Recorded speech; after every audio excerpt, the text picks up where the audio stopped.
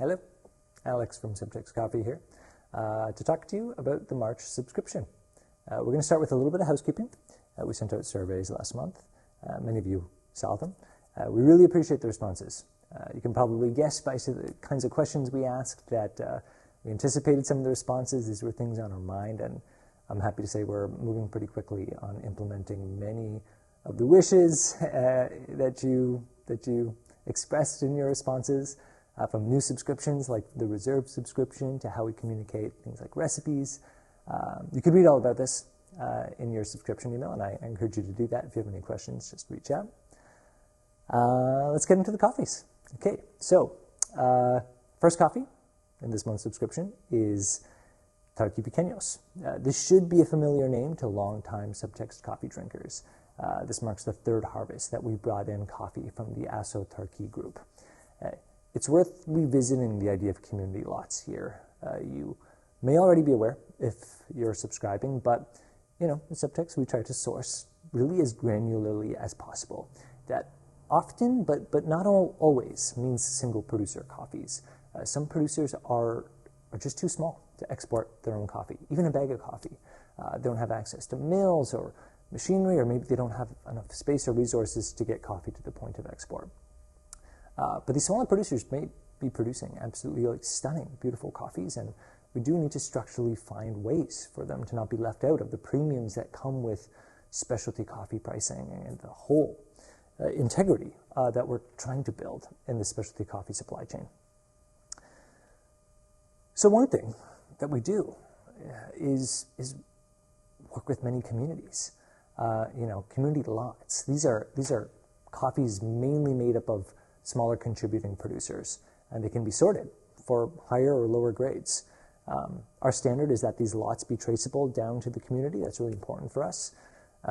Even better is if these lots come from self-governed, member-owned and run organizations, and that's exactly what Tarqui is. It's an independent, member-funded association founded by Francia Elena Osorio Criollo.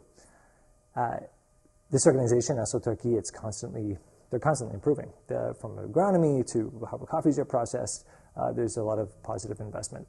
And you can see it. This is the best lot yet. Tarqui Piqueños is always super clean. It's always compulsively drinkable. Tastes like chocolate and orange. It really lends itself to both being filter and espresso. And that's exactly what this coffee is in this month's subscription. And it makes a really delicious brew as both.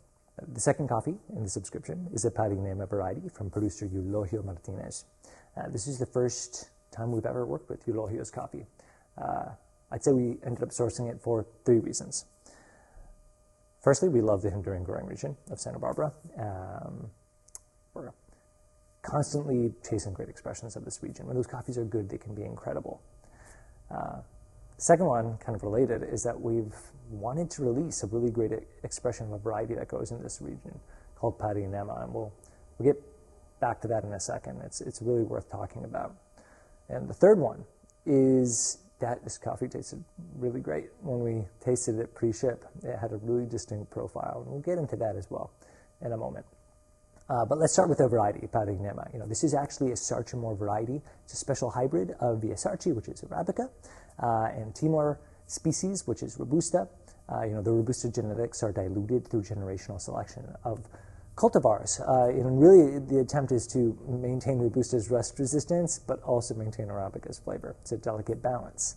Piqueños, like Pacas and Pacamara, can have really bright acidity, and it needs to be developed properly in the roasting stage, and needs to be extracted properly when you brew it. So don't be afraid of pushing the extraction on this coffee to really balance that acidity. It's really worthwhile, and I think some people can under-extract these coffees. They might find them searingly acidic, but if they're developed well, they shouldn't be. The acid should still be balanced. This coffee, for example, tastes so much like bright orange. There's other layers of complexity like golden raisin and quince. It's really cool. I hope you enjoy this profile. Eulogio himself, this producer, now he's got kind of like a meandering, cool story in terms of his path to specialty. He actually came from generations of coffee producers, but his family's farm back in the 70s was devastatingly wiped out by coffee rust. And that kind of turned him off from coffee as a vocation for a long time. He would later work on a coffee farm that was not his family's, and that kind of gave him the confidence that specialty coffee could be a sustainable career. And that's to the point that he actually purchased his own farm, which is pretty cool. We're thrilled about that outcome because of the coffee we get to try. The last coffee in the subscription is a coffee, well, this is the last Mexican coffee of the year. This is a Oaxacan coffee from producer Samuel Muñoz. What a year it's been for Mexican coffee. I would call this kind of like a breakout year for excellent Mexican specialty in terms of what we have been able to get our hands on. And that's really thanks to the amazing work of our importing partner, Osito. Man, this coffee is interesting. It comes from a tiny, tiny, tiny farm in San Antonio, Ozolotepec in Oaxaca. Samuel is a member of an indigenous group there. Our importing partner has been working with them for many years now.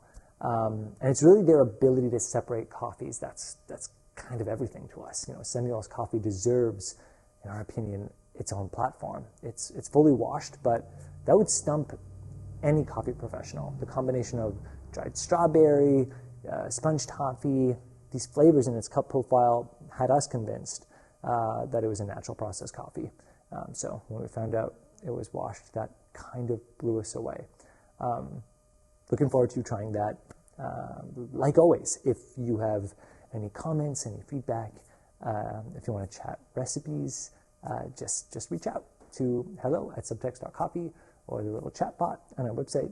We monitor, our small team monitors all of that regularly, and we're happy to chat through anything, subscription or coffee related, with you there. Hope you enjoyed these coffees. We really enjoyed them. So many exciting things happening with our subscriptions. So we'll be in touch, and we'll see you next month.